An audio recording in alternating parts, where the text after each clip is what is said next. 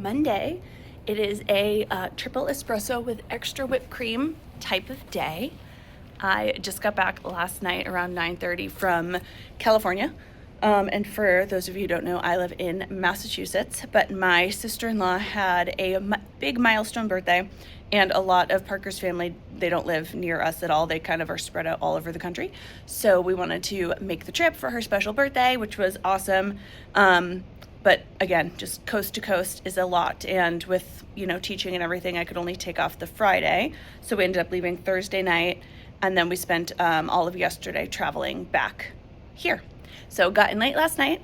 Plans are mostly done though, and I'm going to go make some copies so I'm ready for the week. And we only have 4.5 days until holiday break. So with this coffee and with that mindset, we can make it through this week, no problem. So let me go make some copies, and then I will kind of pop in today and tomorrow and just kind of let you know all the fun stuff we are up to this week.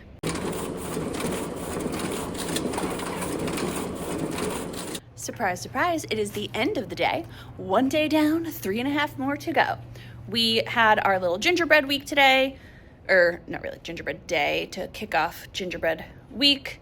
Really, we're not doing too many gingerbread things, but we are doing some cute little holiday things to kind of mix up the week. But I'm really trying to keep that structure, especially since last week was such a ziggle-zaggle week for my students with me not being here Friday, and we had a bunch of meetings.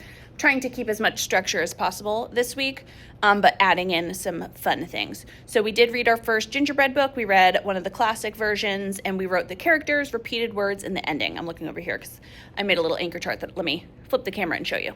So I had shared this last year, my little gingerbread guy, but gingerbread books, we have the book. So I printed out a picture of the cover page of each one that we're gonna do. We're gonna read the Gingerbread Cowboy, Ninjabread Man, Twins, and the Gingerbread Baby. So they're all a little bit different. We will talk about the characters. We will write down the repeated words, and then we talk about the ending.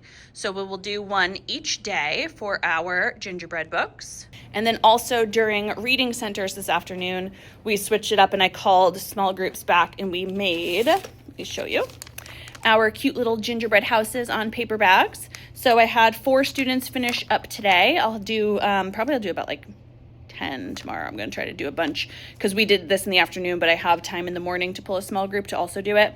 But basically I just put out a bunch of little patterns and they get to pick a cute little gingerbread house that they want to add to our little village.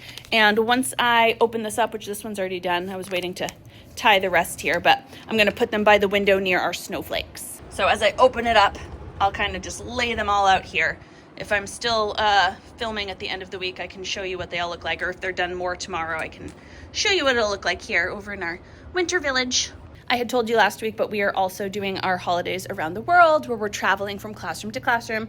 So we did have another class that came and visited me, and we talked about Buon Natale and La Befana, and we made our little broomsticks, and they learned about what Christmas is like in Italy. And then in math today, we switched it up a tiny bit. I was supposed to teach subtraction by making a 10, so I'll show you what those slides look like, and I went through it quickly, but only because our school just got Lexia, the app. So I had the digital specialist come in today, and she kind of introduced it to them just so they could understand what it was, what it sounds like, what it looks like, how to work through it.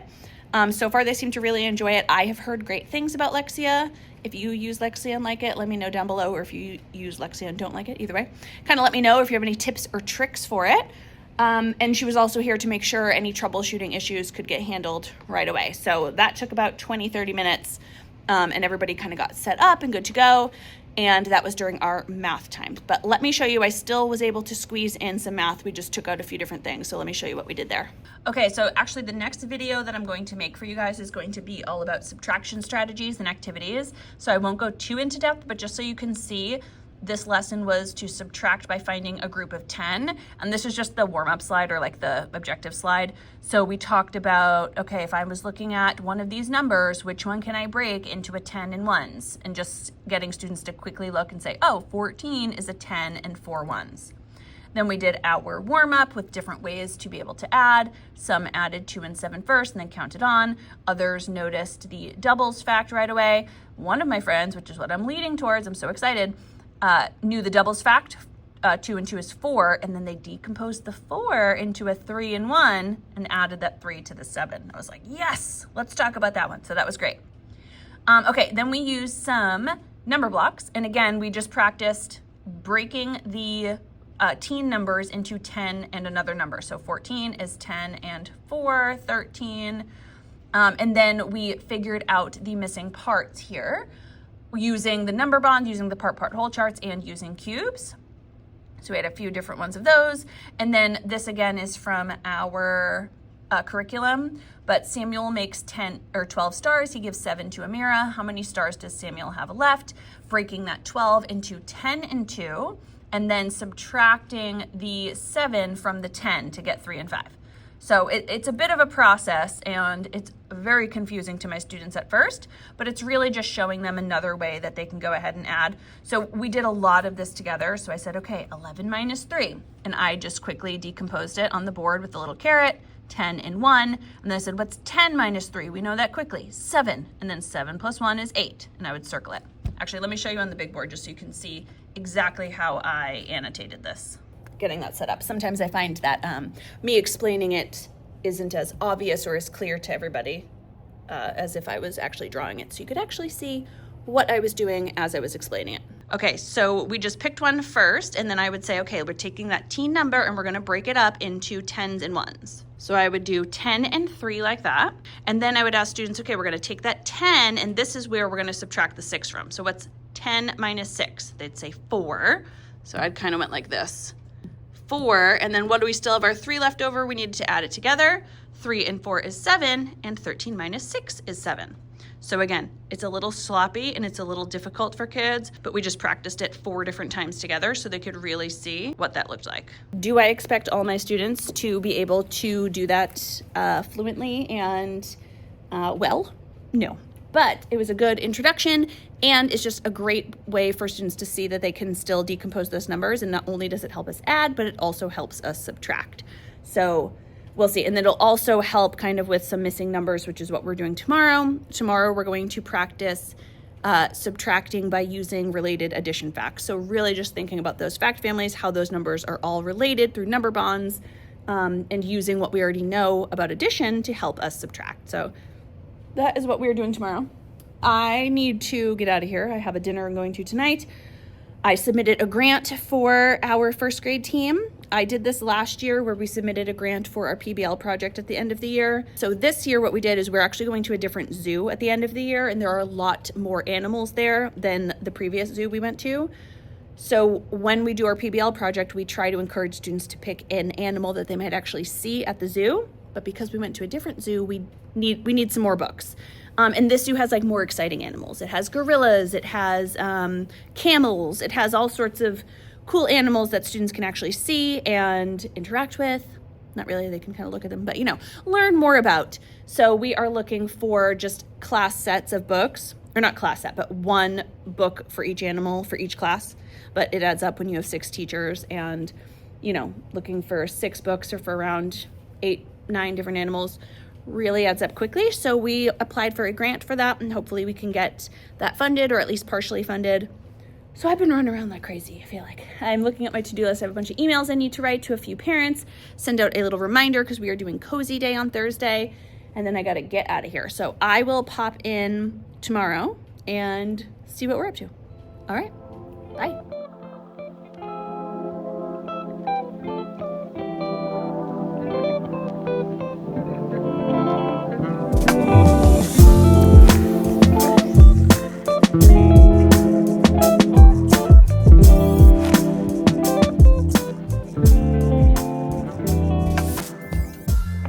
Good morning, happy Tuesday.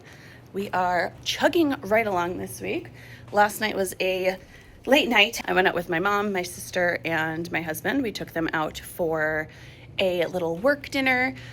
For those of you who don't know, my husband Parker helps a lot, especially with the clubs and responding to emails and all sorts of things like that. And then my sister is the one that actually edits these videos. And my mom helps out a ton at the house while we do all the stuff.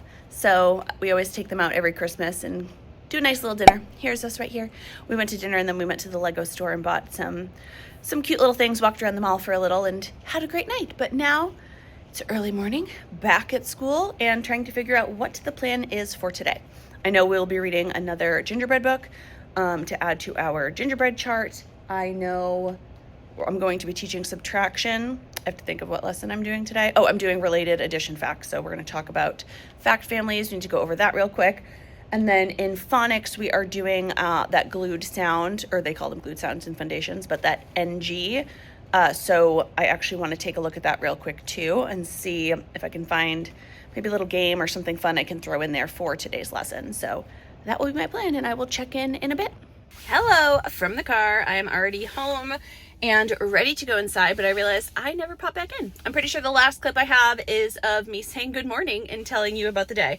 And that is exactly life these days with only a few more days before vacation.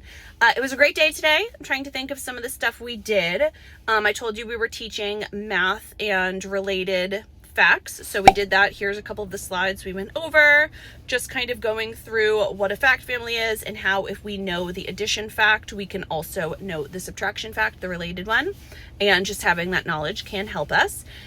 We also read The Gingerbread Cowboy and we discussed that. So we updated our little gingerbread chart. And then later in the day during our literacy center time, I've been doing just gingerbread themed literacy centers. So here's a picture of a little sort we did where it's CBC words, so it's a review for sure. But I wanted students to quickly read the word and then identify that medial vowel, and then they had to sort it. These, I don't remember where they're from. I will link it all down below, of course. But here's a little picture of what it looked like. And then once they were done sorting, they went ahead and had to write them down on the recording sheet. And then when they were done with that, they could go to a different Seesaw activity. And I didn't even create any in Seesaw. What I did is I just searched I searched gingerbread activities in the library of Seesaw and just found some fun ones. Yesterday we did a math one during literacy center time. And today was a heart word hunt. Where they had to move the little gingerbread. I'll try to show you tomorrow morning so you can see what that looked like. But I just searched for some fun free ones. Our little gingerbread village is coming along. Look at it right here. I only have 6 more students left to actually get that all finished and they can take that home with them. But we are having a fun week. It is 3:28 right now. I actually ran home and I have our last literacy committee meeting. So you know that we have been searching for a literacy curriculum for over a year, went through all the stuff. And we will be picking ours tonight, which if I was going to bet money, I would tell you it would be HMH into reading. That will be the choice for going forward. And then some just logistical things about, are we going to finish it up the rest of the year? What will that look like? All that fun stuff. So that meeting is right now, and then 3 different basketball practices, and then I'll be back at school tomorrow. But I do want to pop in tomorrow morning just one last time for this vlog and share what I am giving my team. So I have their little gifts that I want to pass out, and we're actually doing a team dinner tomorrow night, which will be a lot of fun. We're going to hibachi, so I'm excited about that. But I'm gonna run in and do my meeting, so see you tomorrow. Good morning, happy Wednesday from my house. Before I go, I wanted to show you, because I don't know if I have time to show you at school, but I wanted to show you what I got for each of my teammates. So let me flip the camera and I'll show you. This is the kit right here. Last year, if you don't know, I had all of my first grade team over and we all decorated cookies. We had this professional cookie baker come, and she had the sugar cookies with all of the frosting and icing and showed us how to decorate them. This is from somebody else, but it's a set up as a similar kit with all the little icing in here. Let me open it. This is what it looks like inside. So there's some cute little trees here with the different greens and whites and even some little sprinkles for everybody to decorate. Isn't that so cute? I think my team will love it. So I'm gonna give these out today. First stop, Starbucks, of course. This is how cold it is. And now we are headed to school.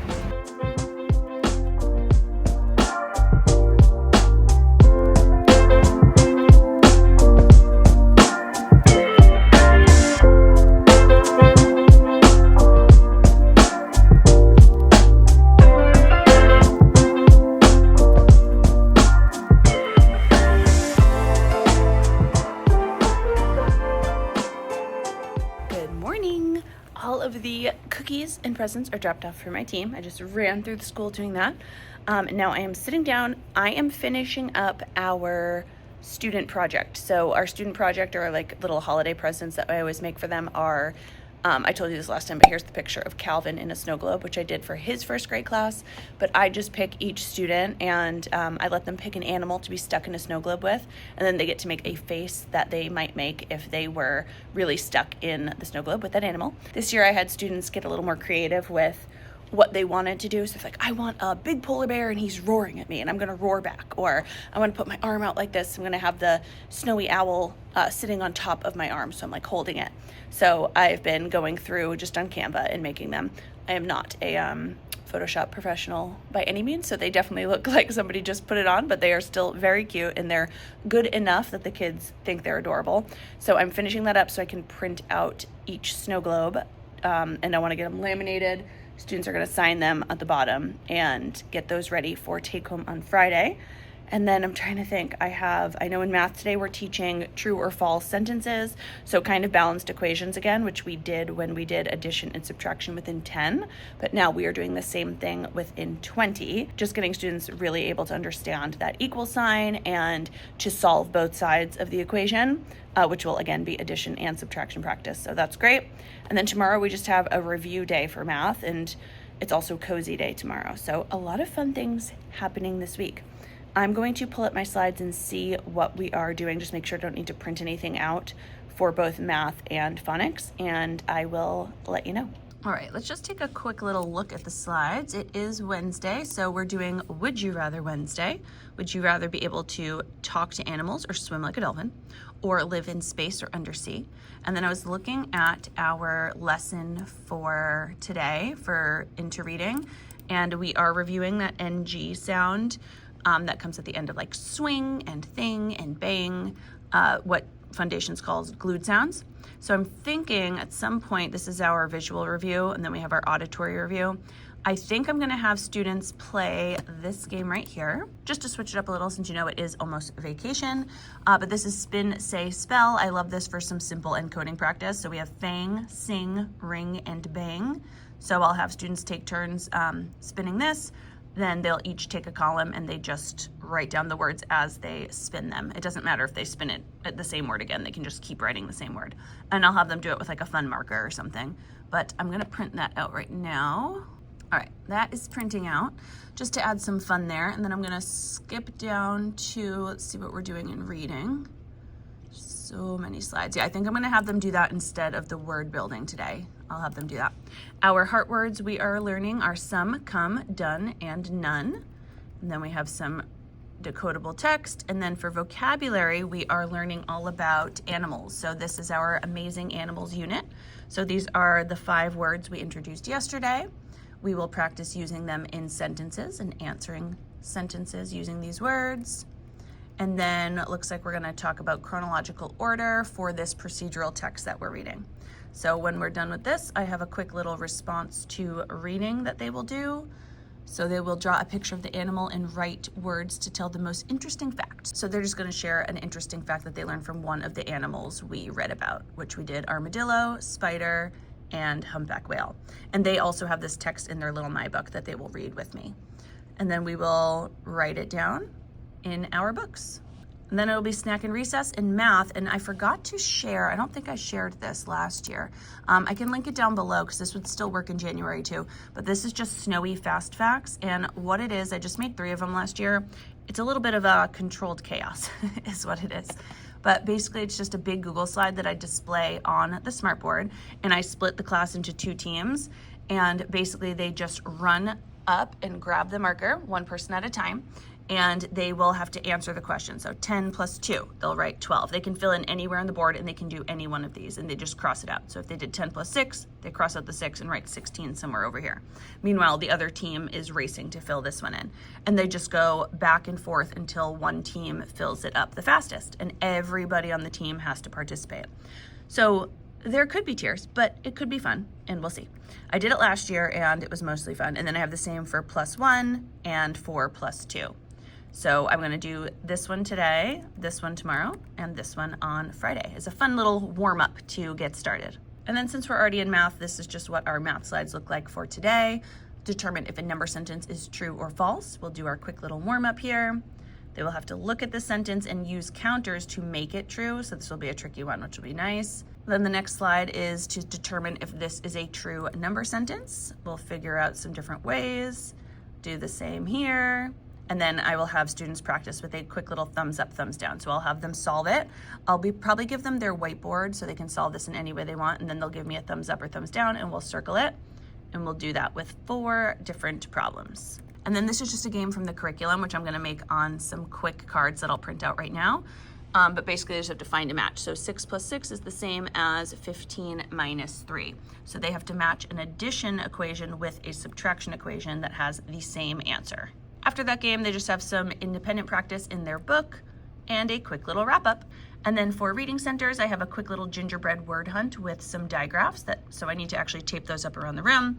And then the seesaw activity I found is this like cookie sheet spelling. So I was able to put in little pictures. So we have vans, so they have to do V-A-N-S and they just drag down the cookies to spell on the sheet. And that is pretty much it. We will go ahead and end our day with our last holidays around the world. So the last of the 6 first grade classrooms is coming to my classroom, and then they will get to take home their little suitcases and passports and share all the fun stuff that they learned with their parents at home. But I'm going to end the vlog here because I need to grab some copies, make that math game, and tape up the gingerbread word hunt. So that's my goal for today. Kids arrive in about 25 minutes, so I'll have plenty of time to do that. If you celebrate Christmas, I hope you have a very Merry Christmas and enjoy your holiday vacation. As always, I appreciate you so much. I will be back with a new video next week, sharing all about subtraction activities. So if you are heading into the new year and your students need some subtraction practice, or if you're really still honing in on subtraction, that video should help quite a bit. But like I said, if you enjoyed this video, please give me a thumbs up so I know. Make sure you are subscribed to my channel and click that bell. That way you're notified of every new video. See you in the next one. Bye.